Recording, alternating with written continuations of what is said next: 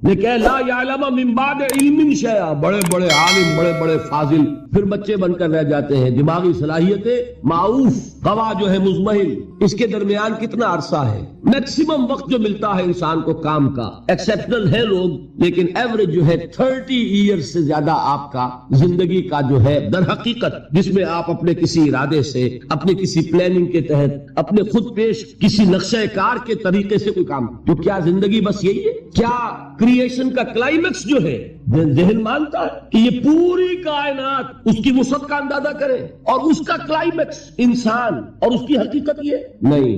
انسان کی زندگی بہت طویل ہے. اس زندگی کے 3 حصے ہیں. آپ حیران ہوں گے، ذرا غور سے آج توجہ سے بات سنیے. 2 تو سب نے سنے ہیں، میں 3 کہہ رہا ہوں. ہماری کریشن کب ہوئی تھی؟ ازل میں، جب روحوں کی شکل میں ہمیں پیدا کر دیا گیا تھا، جن سے اللہ تعالیٰ کا وہ مکالمہ ہوا تھا، الستو بربکم قالوا بلا. میں بھی تھا، آپ بھی تھے. ہر شخص نے اللہ سے معاہدہ کیا تھا، الستو بربکم قالوا بلا. کیوں نہیں؟ شہیدنا، ہم گواہ ہیں، اے اللہ تو ہی ہمارا رب ہے، ہمارا مالک ہے. یہ معاہدہ کیا تھا کہ نہیں؟ ہم سب تھے.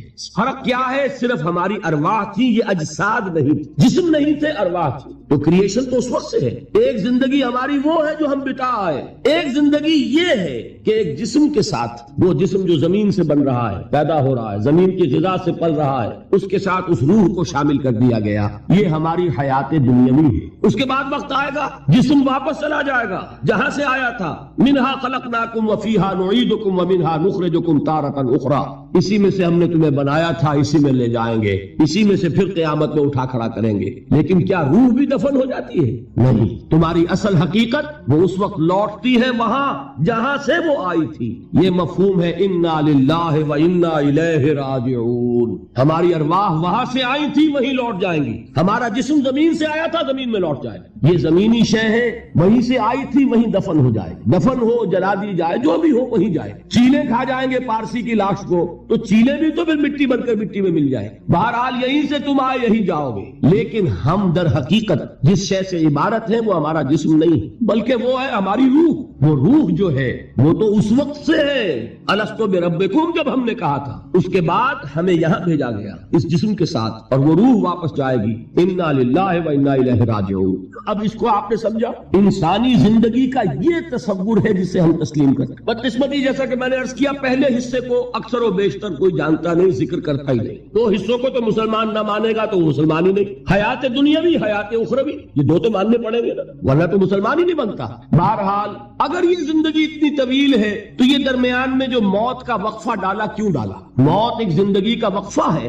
یعنی آگے بڑھیں گے دم لے کر. کیوں ڈالا؟ اس لیے کہ ایک حصہ تمہاری زندگی کا ایک امتحانی وقفہ بنا دیا جائے. خلق الموت والحیات لیبلوکم ایکم احسن عملا. موت اور زندگی کا یہ معاملہ اس لیے پیدا کیا تاکہ تمہیں جانچے، پرکھے، آزمائے کہ کون ہے تم میں سے اچھے عمل کرنے والے. یہ ایک امتحانی وقفہ ہے. میں نے 30 برس کا ایک ہے نا، آپ ایک امتحان سے واقف ہیں جو 3 گھنٹے کا ہوتا ہے. 3 گھنٹے کا پرچہ ہے. وہ صرف فرق کیا ہے؟ وہ کوانٹیٹیو ڈیفرنس ہے، کوالیٹیٹیو ڈیفرنس نہیں ہے. 3 گھنٹے کا پرچہ اور 30 برس کا پرچہ ہے جو میں اور آپ لکھ رہے ہیں، اپنے اعمال سے، اپنے افعال سے، اپنے اقوال سے، اپنی ساری سعی و جہد سے. 30 برس کا ایک پرچہ ہے جو ہم دے رہے ہیں. یہ جو خلق الموت والحیات لیبلوکم ایکم احسن عملا اور حیات انسانی کا یہ طول، علامہ اقبال کے 2 اشعار ہیں نہایت قیمتی ہیں. آب زر کسی شے کا نام نہیں اقبال کے ان اشعار کے لیے، تو اس سے کہیں قیمتی شے ہو اس سے وہ لکھے جانے کے قابل ہے. کیا فرماتے ہیں؟ تو اسے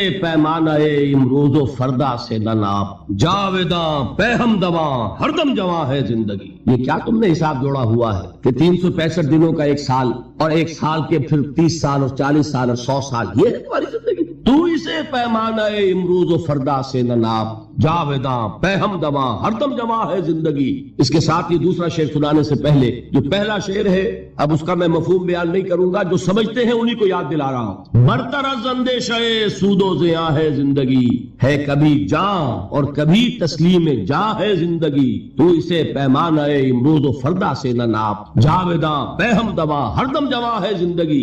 آخری شعر سنیے. الزم ہستی سے تو ابھرا ہے مانند حباب، اس زیاں خانے میں تیرا امتحان ہے زندگی. خلق الموت والحیات لیبلوکم ایکم احسن عملا. امتحان کا ایک نتیجہ نکلا کرتا ہے نا. آپ کھڑے ہوا کرتے تھے کبھی 31 مارچ یا 1 اپریل کو رزلٹ ڈکلیئر ہوتا تھا. وہ ایک دن آنے والا ہے، اسی کا نام ہے دی ڈے آف ججمنٹ. وہ ہے یوم القیامہ.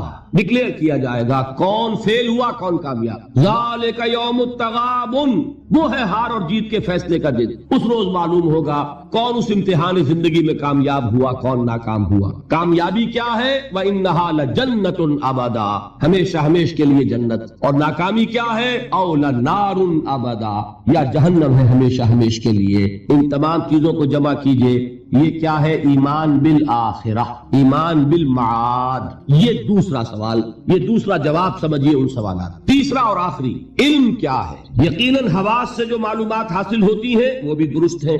یقیناً عقل کی ایک فیکلٹی بھی اللہ نے دی ہے.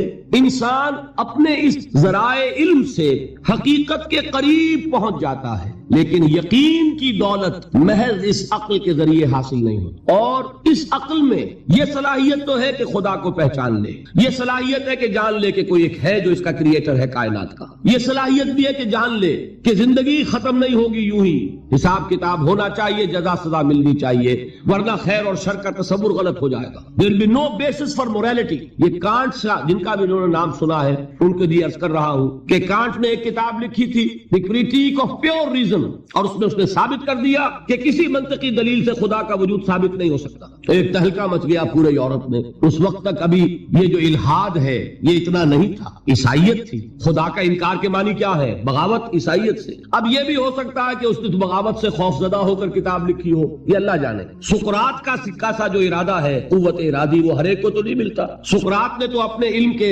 اور اس کے بیان کرنے کے مقابلے میں زہر کے پیالے کو پسند کر لیا. لیکن ہو سکتا ہے کانٹ گھبرا گیا ہو، اور یہ بھی ممکن ہے کہ یہ اس کی سوچ ہی کا ایک مرحلہ ہو. جیسے علامہ اقبال نے پہلے شکوہ لکھا اور شور مچ گیا، اللہ کی جناب میں یہ گستاخی. لیکن جواب شکوہ لکھا تو پتا چلا کہ اصل میں وہ کچھ باتیں کہنے کے لیے ایک انداز اور اسلوب تھا، کچھ سمجھانا چاہتے تھے مسلمانوں کو. انہوں نے مسدس سے حالی کے انداز میں نہیں لکھا، جواب سوال اللہ کے ساتھ کر کے ان حقائق کو ایک اور لطیف پیرائے میں بیان کر دیا. اسی طریقے سے ہو سکتا ہے کانٹ کی دوسری کتاب کا معاملہ ہو دی کریٹیک آف پریکٹیکل ریزن، اور اس میں وہ ثابت کرتا ہے انسانی اخلاقیات کے لیے کوئی بنیاد نہیں ہے جب تک کہ اللہ کو نہ مانا جائے. نیکی کو انسان پہچانتا ہے، لیکن کیوں نیک بنے، اس کیوں کا کوئی جواب ہمارے پاس نہیں. سچ بولنا اچھا ہے، کیوں سچ بولے جبکہ سچ بولنے میں نقصان ہو رہا ہے. جھوٹ بولنا برا ہے، کیوں جھوٹ نہ بولے جبکہ جھوٹ بولنے سے نفع حاصل ہو رہا ہے. ایک بڑا عجیب شعر ہے، مجھے ایک بزرگ نے ایک دفعہ سنایا تھا، لیکن بڑا حقیقت پسندانہ شعر ہے.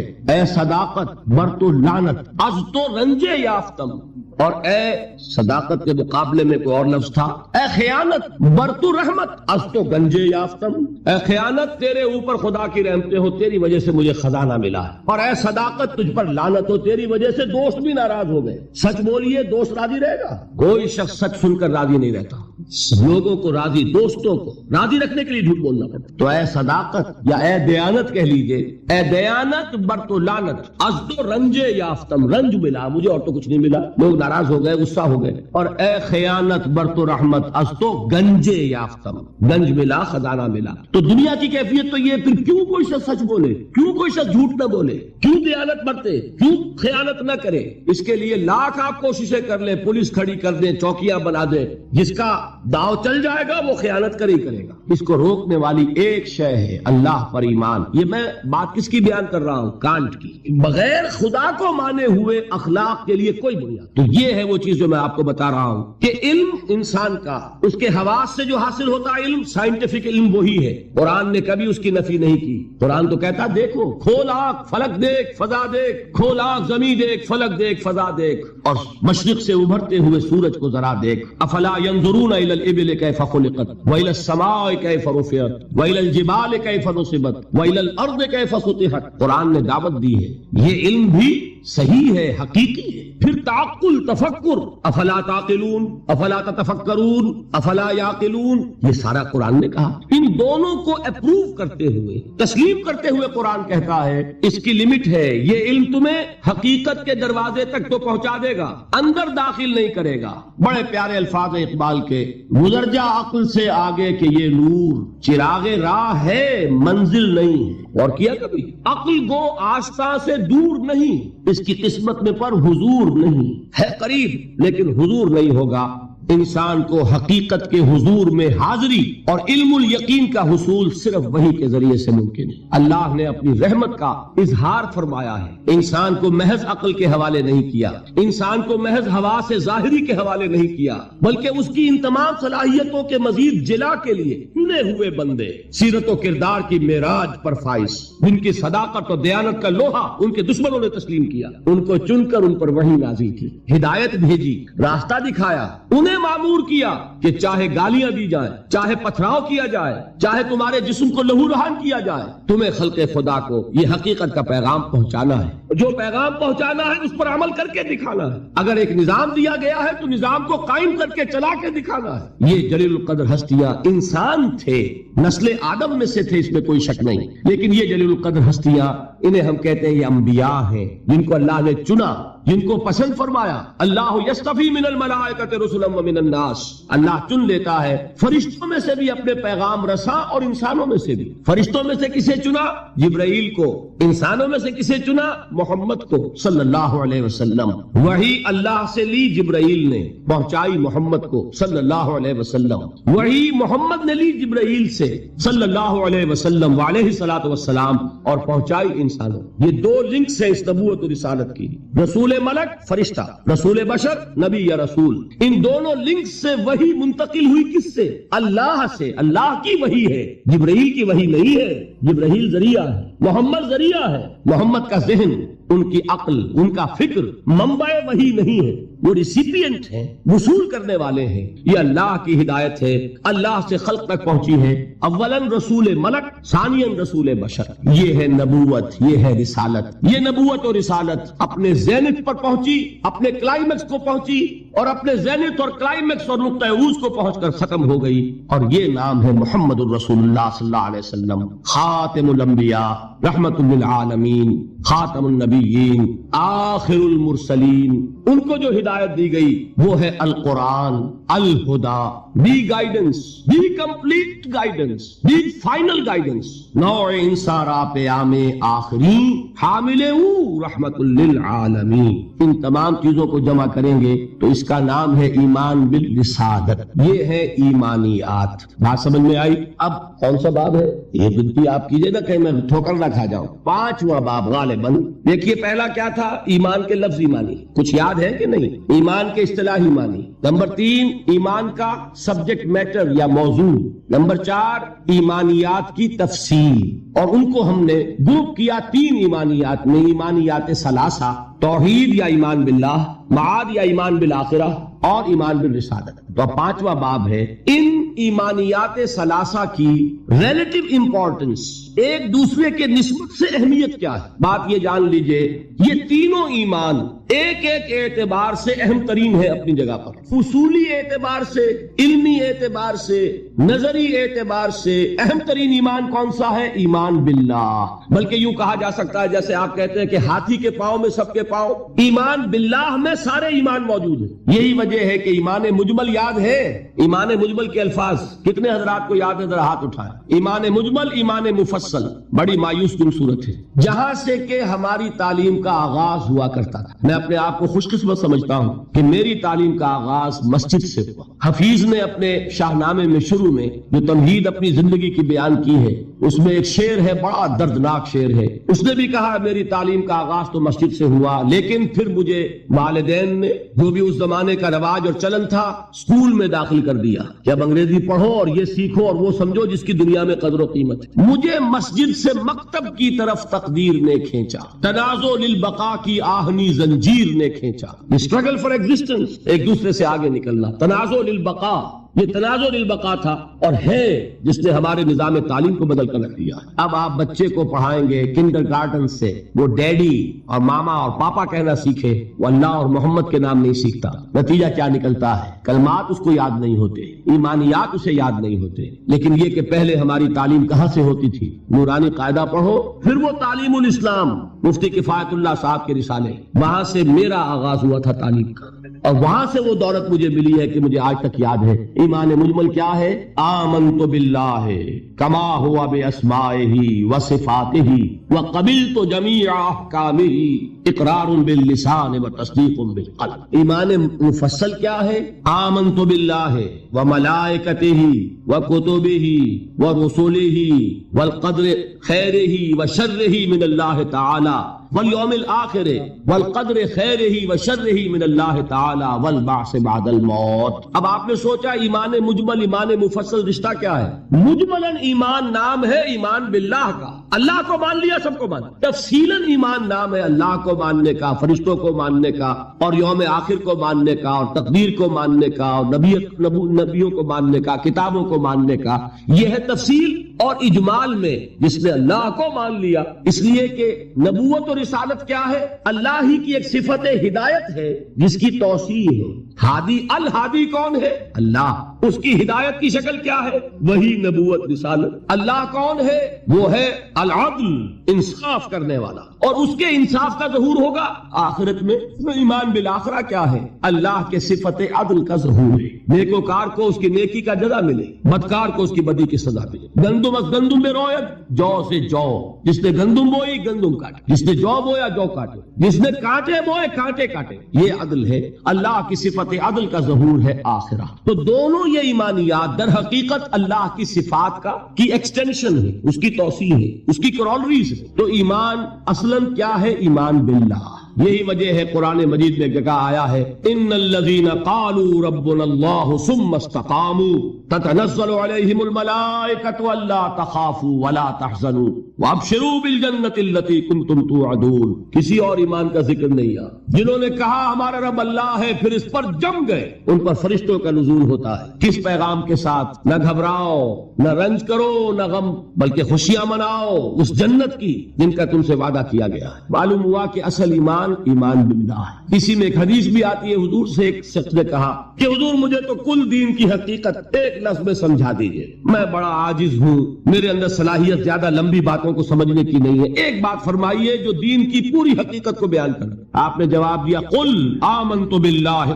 ثم استقم. کہو میں ایمان لایا اللہ پر، پھر اس پر جم جاؤ. تو ایمان باللہ اور اس پر استقامت، اس میں سب کچھ آ گیا. بلکہ میں یہ کہا کرتا ہوں اس لفظ استقامت میں قیامت مضمر ہے. گلا کچھ خراب ہونے لگا اس لیے میں احتیاط سے کام دے رہا ہوں. یہ ذرا گرم ہوا لیجیے چائے. اب آئیے حقیقت کے اعتبار سے میں نے عرض کیا، نظری اعتبار سے، علمی اعتبار سے، اصولی اعتبار سے اہم ترین ایمان کون سا ہے؟ ایمان باللہ.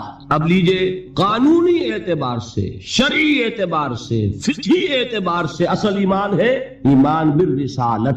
کوئی شخص کتنا ہی اللہ کو مانے، کوئی کتنا ہی موحد ہو، کوئی کتنا ہی متوکل ہو، کوئی کتنا ہی معرفت رکھتا ہو، کوئی کتنے ہی مراقبے کرتا ہو، اس کو مراقبوں میں کتنی ہی روشنی نظر آ جائے، مومن نہیں ہوگا جب تک کہ محمد کو نہ مانے صلی اللہ علیہ وسلم. یہ ہے قانون. یہ ہے مسلم اور غیر مسلم کا فرق. کون مسلمان ہے کون نہیں، اس کا سارا دار و مدار جو ہے وہ ایمان بالرسالت پر ہے، اور ایمان بالرسالت کے ساتھ ختم نبوت و رسالت پر. جس نے اس میں نقب لگائی وہ قانونی اعتبار سے چلا گیا. وہ سچا ہو، بیانت دار ہو، ملنسار ہو، خادم خلق ہو، کچھ بھی ہو، جس نے محمد کا انکار کیا یا محمد کی ختم نبوت کا انکار کیا وہ مسلمان نہیں ہے. نا قانونی اہمیت کی چیز. آپ کے ہاں بعض لوگ کہتے ہیں فلاں شخص ویسے تو بڑا اچھا ہے، بڑا نیک ہے، دکاندار ہے تو بہت ہی دیانت دار دکاندار ہے، ڈاکٹر ہے تو بہت ہی اچھا اور خوش خود ڈاکٹر ہے، لیکن یہ کہ اس کو لوگ کہتے ہیں کہ وہ غیر مسلم ہے. بھائی لوگ یوں ہی نہیں کہتے. اگر ختم نبوت کی فصیل میں نقب لگائی،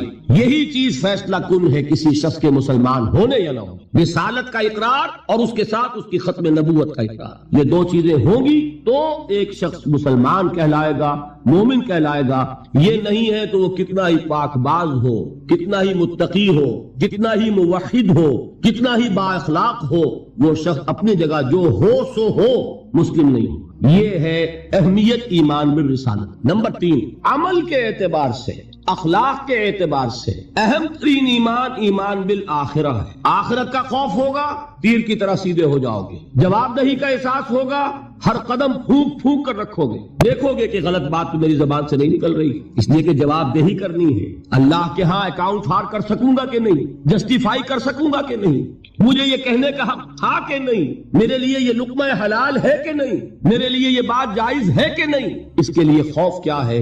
آخرت کا خوف ہے تو درست ہوگا. عمل صحیح ہو جائے گا، آخرت کا خوف نہیں ہے، ایمان باللہ کیا ہوگا، ذات و صفات کی بحث ہو جائے گی، علم کلام کا معاملہ بن جائے گا۔ جیسا کہ اقبال نے کہا ہے، کاش کے یہ اشعار آپ کو یاد ہو، ایک ایک شعر جو ہے دینی حقائق کی اتنی بھرپور اور گمبھیر تعبیر کرنے والا ہے۔ زندہ قوت تھی زمانے میں یہ توحید کبھی، اور اب کیا ہے فقط ایک مسئلہ علم کلام، وہ علم کلام کا ایک مسئلہ بن کر ہے۔ وہ توحید کے جو کریکٹر کو ٹرانسفارم کر دیتی تھی، وہ توحید جو انسانی شخصیت کو رنگ دیتی تھی، صبغۃ اللہ ومن احسن من اللہ صبغہ، آج وہ چند مسئلوں کی بحث کے اندر محدود ہو کر رہ گئی۔ یہ جان لیجئے ایمان باللہ ایک ذہنی عیاشی بن جائے گی اگر آخرت کا خوف نہیں۔ ایمان بالرسالت عشق رسول کی وہ شکل اختیار کرے گا جو آج آپ کے معاشرے میں ہے۔ آپ تماشے کریں گے، جلسے کریں گے، جلوس نکالیں گے، آتش بازیاں چڑھائیں گے، لیکن اتباع رسول نہیں ہوگا۔ کیوں نہیں ہوگا؟ کہ آخرت کا جواب دہی کا احساس۔ اگر عمل درست ہوگا تو صرف آخرت پر ایمان سے درست ہوگا۔ یہ ہے اہم ترین ایمان۔ یہی وجہ ہے ہم نے اس آخرت کے ایمان کا حلیہ بگاڑ دیا۔ وہ بہت اپنی جگہ پر ایک مستقل موضوع ہے۔ آخرت کے ایمان کی نفی کن کن چیزوں سے ہوتی ہے؟ ایک یہ تصور جو یہودیوں کا تھا، نحن ابناء اللہ وحباؤہ، ہم تو اللہ کے بڑے چہیتے ہیں، لاڈلے ہیں، ابراہیم کی اولاد ہیں، اور ہمیں تو آگ چھوئے گی نہیں، چھوئے گی تو چند دن کے لیے، لن تمسنا النار الا ایاما معدودہ۔ معلوم ہوا کہ آخرت کو مان بھی رہے ہیں، آخرت کا خوف نہیں رہا۔ جب ہم چہیتے ہیں، لاڈلے ہیں، سیاں بے کوتوال، کاہے کا ڈر؟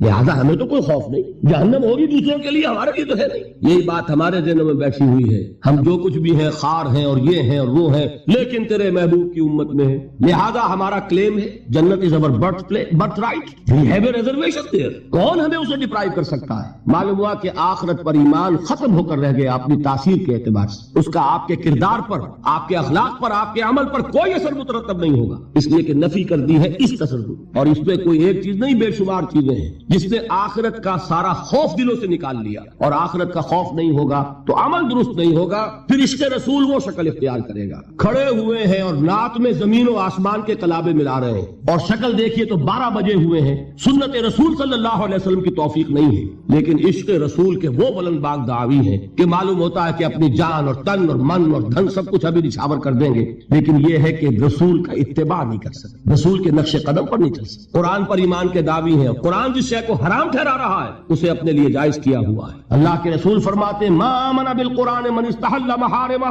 جو قرآن کی حرام کردہ کسی شے کو اپنے لیے حلال ٹھہرا لے اس کا قرآن پر کوئی ایمان نہیں۔ یہ سب کچھ کیوں ہے؟ آخرت کا خوف۔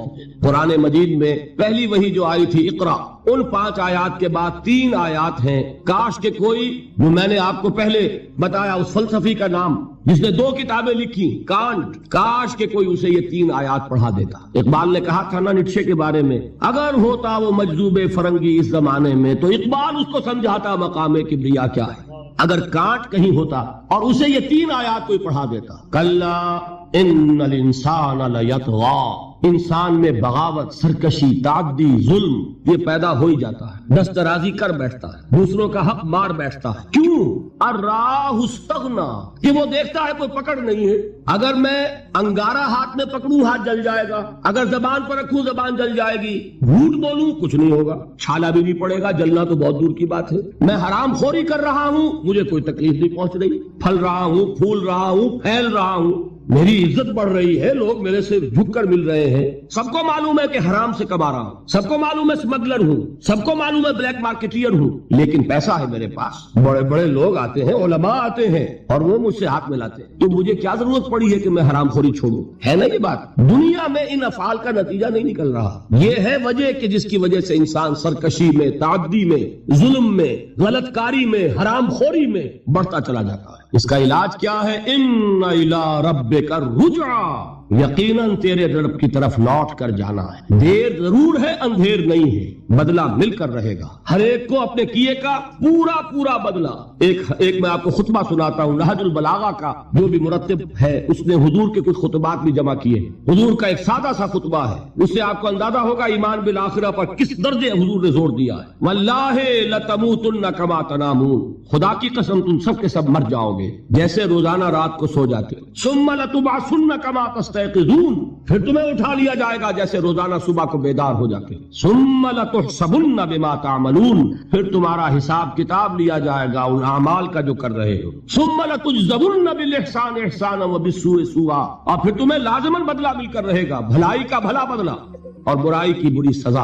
और वो क्या है? वइन्नहा लजन्नतुन अबदा औ लनारुन अबदा, या आग है हमेशा हमेश के लिए और या जन्नत है हमेशा हमेश के लिए। ये जोर है कलाम नबवी में इस ईमान बिल आखिरा के लिए। कुरान मजीद में आप देखेंगे आखिरी पारे की वो सूरतें जो इब्तिदा में नाजिल हुई हैं, सारा जोर आखिरत पर। अल कारिआ मल कारिआ वमा अदराका मल कारिआ यौम यकूनुन नासु कल फराशिल मबसूस व तकूनुल जिबालु कल इहलिल मलफूश फअम्मा मन सक़ुलत मवाज़ीनुहु फहुव फी ईशतिन राज़िया व अम्मा मन खफ़्फ़त मवाज़ीनुहु फउम्मुहु हाविया वमा अदराका मा हिया नारुन हामिया। मैं एक मिसाल दे रहा हूं। अल हक़्क़ा मल हक़्क़ा वमा अदराका मल हक़्क़ा अम्मा यतसाअलून अनिन नबइल अज़ीम अल्लज़ी हुम फ़ीहि यख्तलिफ़ून कल्ला सयअलमून सुम्मा कल्ला सयअलमून। सारा जोर आखिरत। ये किरदार बनता है इस आखिरत पर यकीन के नतीजे, अमल दुरुस्त होगा इस आखिरत पर यकीन के नतीजे में। तो ईमानियात सलासा की एक दूसरे के साथ जो निस्बत और तनासुब है अहमियत के एतबार से, उसके लिए ये अलजबरे के फार्मूले की तरीके से ये हकीकत ज़हन नशीन कर लीजिए। इल्मी उसूली नजरी इल्मी एतबार से असल अहमियत ईमान बिल्लाह की, कानूनी फिक़ही शरई एतबार से असल अहमियत ईमान बिल रिसालत की, अखलाकी अमली एतबार से असल अहमियत ईमान बिल आखिरा की है। ये मेरा गुफ्तगू का 5वां बाब खत्म हुआ। अब है अहम तरीन बाब, छठा बाब, ईमान के 2 दर्जे। यूं तो ईमान के दर्जात बेशुमार, एक ईमान मेरा और आपका, एक ईमान अबू बकर और अली का रज़ी अल्लाह ताला अन्हुमा। कोई निस्बत और तनासुब है? कितने दर्जे होंगे? वो दर्जात गिने नहीं जा सकते, नामुमकिन। लेकिन जान लीजिए कि इनको 2 बड़े बड़े हिस्सों में हम तकसीम कर दें। एक ईमान है कानूनी ईमान, उसी के लिए एक इस्तिलाह है इस्लाम। एक ईमान है हकीकी ईमान, जिसके लिए एक दूसरा लफ्ज है यकीन। इन 2 चीजों को अलग-अलग समझ। देखिए, तस्दीक मैंने कहा था ईमान के मानी तस्दीक एक है जबान से। हाँ, आप सही कह रहे हैं, आप अल्लाह के रसूल हैं, मैंने मान लिया जो खबर आप दे रहे हैं। मैंने क़यामत को माना, बासे बादल मौत को माना, अल्लाह को माना, उसके अस्मा को माना, उसकी सिफात को माना। मैं गवाही देता हूँ अशहदु अल्ला इलाहा इल्लल्लाह व अशहदु अन्ना मुहम्मदुर रसूलुल्लाह। ये क्या है? इकरारुन बिल लिसान। इसका नतीजा क्या निकला? कोई हिंदू हो, सिख हो, पारसी हो, ईसाई हो, बुद्ध मत का मानने वाला हो, फिर ये चूड़ा हो, चमार हो, कसे बाशत, आज ये जुमला जबान से निकाले, वो दफातन क्या हो गया? मुसलमान। कोई यहाँ लंबा चौड़ा सफर नहीं है। मुसलमान होने के लिए कोई लंबे चौड़े रिचुअल्स नहीं है, कोई लंबी चौड़ी रसूमात का सिलसिला नहीं है। जो शख्स ये कह दे और इकरारुन बिल लिसान, हम उसे मुसलमान मानते। इल्ला ये नोट कर लीजिए, मुगालता हो जाता है बाद लोगों को। इल्ला ये के बाद में ये मालूम हो कि वो कोई ऐसी बात भी मानता है जो इस्लाम की या हुजूर की दी हुई बुनियादी तालीमात के खिलाफ हो। जब ये मालूम होगा तो हम कहेंगे नहीं भाई तुम मुसलमान नहीं हुए, इसका नाम तकफीर है, फिर उसको काफिर करार दिया जाएगा। मिसाल दूं आपको, एक शख्स कहता है अशहदु अल्ला इलाहा इल्लल्लाह व अशहदु अन्ना मुहम्मदुर रसूलुल्लाह, हो गया मुसलमान। बाद में कहता मैंने आखिरत का इकरार कब किया था? मैंने तो अल्लाह को माना, रसूल को माना, ये आखिरत तो मैंने नहीं मानी। अब क्या कहेंगे आप? उसे मुसलमान मानेंगे कि नहीं?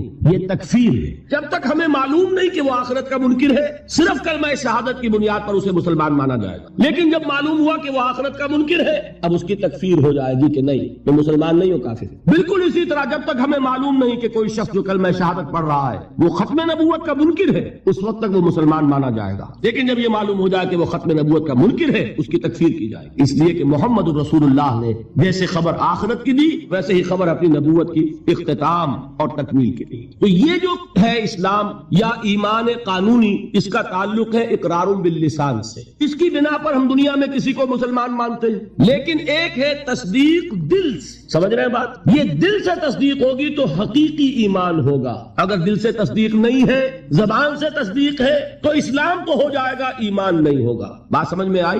तो एक ईमान का कानूनी दर्जा है। अच्छा, दिल की तस्दीक की बात ऐसी है, हर शख्स समझ सकता है, इसको हम वेरीफाई नहीं कर सकते। आज तक भी, आज क्या तारीख है? 12 दिसंबर 1985 तक भी कोई आला हमारे पास ऐसा नहीं جس کے ذریعے سے ہم دل میں اسے اتار کر یہ دیکھ لے کہ ایمان ہے کہ نہیں ہے؟ نہیں ہے نا؟ تو ایمان کی جو دنیا کا ایمان ہے اس میں دل کی بات زیر بحث نہیں آئے گی. بات سمجھ رہے؟ مجبوری ہے ہماری. We can't know it, we can't verify it. ہم نے کسی کے دل میں اتر کر نہیں دیکھا. ہو سکتا ہے دیکھیے کوئی ہندو کوئی سکھ پاکستان میں آتا ہے جاسوس کی حیثیت سے, وہ مسلمانوں کی شکل بنائے گا کہ نہیں؟ داڑھی بھی رکھے گا, خوب نماز سیکھ کے آئے گا, خطرہ کرا کے آئے گا تاکہ کوئی آڑا وقت آئے اور ویریفیکیشن ہونے لگے تو میری آئیڈینٹی جو ہے مسلمان کی تسلیم ہو جائے. اور ہو سکتا ہے ہمارے ہاں بارڈر ایریاز میں کوئی امام مسجد بن کے بیٹھا ہوا ہو اور وہ ہندو جاسوس ہو. کیا اس کے دل میں ایمان ہے؟ نہیں, وہ بنا ہوا مسلمان ہے, لیکن ہمیں مسلمان ماننا پڑے گا. کیوں؟ unless you can prove it otherwise. آپ کے پاس کیا ثبوت؟ ثبوت مل جائے گا تو آپ اسے پکڑ کر جیل میں ڈال دیں گے جاسوسی کے جرم میں. لیکن یہ کہ جب تک آپ کے پاس کوئی ثبوت نہیں ہے you will have to accept him as a Muslim. اس لیے کہ مسلمان ہونے کے لیے قانونی طور پر ایمان کا تقاضا پورا کرنے کے لیے صرف اقرار باللسان ہے, دل کی تصدیق کو اس میں ہم کہیں زیر بحث لا ہی نہیں سکتے. It's impossible. یہی معاملہ اچھی طریقے سے سمجھ لیجئے. ایک شخص عین حالت جنگ میں, آج کل تو خیر دور سے ہوتی ہے ٹھاٹھا, لیکن یہ کہ وہ زمانہ جب کہ حضور کے زمانے میں جہاد ہوتا تھا, قتال ہوتا تھا, دو بدو جنگ ہے, تلوار ہے. واقعہ پیش آیا ہے بالفعل حضرت اسامہ ابن زید, جو یوں سمجھیے کہ حضور کے پوتے ہوئے. حضرت زید کو حضور نے منہ بولا بیٹا بنایا تھا. وہ تو جب سورہ احزاب نازل ہوئی اور اللہ نے فرمایا کہ اسلام میں کوئی منہ بولا بیٹا نہیں ہے, لوگ انہیں کہا کرتے تھے زید ابن محمد. حضور نے ان کو متبنہ بنایا ہوا ہے. پھر ان کو کہا گیا زید ابن حارثہ, تو ان کے بیٹے ہیں حضرت اسامہ, اور حضور انتہائی محبت کرتے تھے. ان کا یہ واقعہ ہوا, ایک جنگ میں ایک کافر کے ساتھ مقابلہ ہوا. حضرت اسامہ نے جبکہ بالکل وہ زد میں آ گیا, تلوار ان کی اٹھی ہوئی تھی, اس نے فوراً کلمہ پڑھ دیا اشہد ان لا الہ الا اللہ واشہد ان محمد رسول. اب ان کے لیے ایک پرابلم ہو گیا, تلوار چلے یا نہ چلے. انہوں نے یہی سمجھا کہ یہ صرف جان بچانے کے لیے ہیلا کر رہا ہے, بہانہ کر رہا ہے. تلوار نہیں روکی, گردن اڑا دی. لیکن دل میں ایک دغدغہ بھی رہا کہ یہ بات پتہ نہیں میں نے صحیح کی غلط کی. حضور کی خدمت میں خود پیش کیا معاملے کو. حضور نے فرمایا اسامہ کلمہ شہادت کے ہوتے ہوئے تمہاری تلوار کیسے چلی؟ عرض کیا حضور اس نے صرف جان بچانے کے لیے کلمہ پڑھا. حضور نے اس کی نفی نہیں کی, لیکن یہ فرمایا کہ اسامہ قیامت کے دن کیا جواب دو گے جب کلمہ شہادت تمہارے خلاف استغاثہ لے کر آئے گا. اس کلمہ شہادت اور قانونی ایمان کی یہ اہمیت. اور مثال سننی چاہتے ہیں؟ قصر خلافت کا محاصرہ کیا ہوا ہے. حضرت عثمان 50 دن تک محاصرہ ہوا, پانی کٹا ہوا ہے, کوئی رسد جانے نہیں دی جا رہی. حضرت عثمان کو معلوم ہے یہ باغی ہے, معلوم ہے کہ یہ لوگ اسلام کی صرف انہوں نے ڈھال لی ہوئی ہے, یہی ہے جو فتنہ پیدا کر رہے ہیں. لیکن وہ ڈھال قانونی ایمان کی ڈھال ہے, کلمہ شہادت ادا کر رہے ہیں. کوئی جرم ابھی ثابت نہیں ہو سکا, ابھی تو انہوں نے قتل نہیں کیا حضرت عثمان کو, شہید نہیں کیا, تو کسی جرم کے وقوع میں آنے سے پہلے اس کی سزا کیسے دیں؟ حضرت عثمان کا جو فیصلہ تھا, بعض لوگ ناسمجھ لوگ, کم سمجھ لوگ, بلکہ میں سمجھتا ہوں کہ نیتوں میں فتور ہے جو یہ کہتے ہیں کہ حضرت عثمان نے یہ بڑا غلط کیا, بڑی کمزوری دکھائی. معاذ اللہ ثم معاذ اللہ. یہ وہی تو بات ہے. حضرت عثمان تلوار کیسے اٹھائیں جبکہ وہ کلمہ شہادت کی ڈھال رکھتے ہیں؟ کیا کہا تھا انہوں نے کہ میں ہرگز اپنی تلوار کو کسی کلمہ گو کے خون سے رنگین کرنے کے لیے تیار نہیں. یہ مجھے شہید کرنا چاہتے ہیں کر دیں, لیکن میں اپنی جان کے تحفظ میں کسی کلمہ گو کا خون نہیں بہاؤں گا. اس لیے کہ یہ کلمے کی ڈھال بہت بڑی ڈھال ہے, جس کو کہ حضرت اسامہ, حضور فرما رہے ہیں کہ اسامہ کیا جواب دو گے قیامت کے دن جب یہ کلمہ شہادت تمہارے خلاف استغاثہ لے کر آئے. یہ ہے اس قانون کی اہمیت. قانونی ایمان اس دنیا میں انتہائی اہمیت کا حامل ہے. حضور نے فرمایا کہ ایک مسلمان کی جان اور اس کی آبرو اللہ کی نگاہوں میں اتنی محترم ہے جتنا کعبہ. یہ تو آج ہمارا حال ہو چکا ہے کہ مسلمان کے خون سے خنجر آلودہ کر رہا ہے, مسلمان کی گردنیں کاٹ رہا ہے. ہمارے ہاں بڑی جنگوں کو چھوڑیے, وہ ہو رہی ہے اس وقت. آپ دیکھیں گے کہ ہمارے ہاں, ہمارے ممالک میں, خاص طور پر پاکستان میں, چند ٹکوں کے لیے انسانی جان لی جا رہی. چھوٹے چھوٹے جھگڑے, چند روپے کا جھگڑا ہے اور انسانی جان لے لی گئی, جس کو حضور نے فرمایا کہ اس کا احترام اللہ کی نگاہ میں بالکل اتنا ہے جتنا کعبے کا احترام. یہ ہے اس قانونی اسلام کی اہمیت. لیکن یہ جان لیجئے اس قانونی ایمان کا عمل دخل صرف اس دنیا تک ہے. آخرت میں سابقہ پیش آئے گا اس ہستی سے جو ہماری طرح لاچار نہیں ہے, وہ دلوں کے حال کو جانتی ہے, علیم بذات الصدور ہے, وہ جانتی ہے یعلم ما تسرون وما تعلنون. اللہ تو جانتا ہے جو کچھ تم ظاہر کرتے ہو اور جو کچھ تم چھپاتے ہو. واللہ علیم بذات الصدور, وہ تمہارے سینوں کی کیفیت کو جانتا ہے. لہذا یہ قانونی ایمان کیا مانی؟ اگر صرف اقرار باللسان ہے اور تصدیق بالقلب نہیں ہے، یہ ایمان دنیا میں معتبر ہوگا، دنیا میں ایک مسلمان کی حیثیت سے تسلیم کرا لے گا، اس کو تمام لیگل رائٹس، تمام constitutional rights of a Muslim in an Islamic state, تمام legal and moral rights of a Muslim in an Islamic society, he will be entitled to everything, ہر حق اسے حاصل ہے. لیکن آخرت میں معاملہ ہوگا اس ایمان حقیقی کی بنیاد پر جو قلبی تصدیق کے ساتھ. تصدیق ہے تو مومن قرار پائے گا، تصدیق قلبی نہیں ہے تو مومن نہیں قرار پائے گا. یہ البتہ ہے اس تصدیق قلبی کے مدارج ہوں گے. یقین کی گہرائی جیسا کہ میں عرض کر چکا، کہاں ابو بکر اور علی اور عمر اور عثمان اور طلحہ اور زبیر، کہاں سلمان فارسی، کہاں ابو ذر، کہاں ان کا ایمان، کہاں ہم میں سے کسی کا ایمان، زمین و آسمان کا فرق ہوگا. لیکن بیسیکلی تصدیق بالقلب ہوگا تو آخرت میں ایمان جو ہے تسلیم کیا جائے گا. اور اگر تصدیق بالقلب نہیں ہے تو دنیا میں چاہے وہ مسلمانوں کا بڑا لیڈر مانا جاتا ہو، وہ مسلمانوں کا رہنما تسلیم کیا جاتا ہو، یہاں کے سینسس کے رجسٹرز میں اس کا مذہب اسلام لکھا گیا ہو، کتنی ہی بڑی سے بڑی سند لے کر وہ چلا جائے اور آپ اس کے کفن میں بھی رکھ دیں کہ یہ دنیا میں مسلمان مانا جاتا تھا اور مسلمان ہی نہیں مسلمانوں کا قائد اور رہنما مانا جاتا تھا. یہاں کی ساری سندیں اور یہاں کے ساری سینسس رپورٹس وہاں جو ہے پرے کاہ کے برابر وقت نہیں رکھتی. وہاں تو ایمان ہوگا دل کا تو ایمان ہوگا تسلیم. اور اگر تصدیق قلبی نہیں ہے تو اقرار باللسان کی بنیاد پر کوئی شخص وہاں مومن نہیں مانا. یہی وجہ دیکھیے اس ایمان مجمل کے الفاظ کو پھر دہرائیے،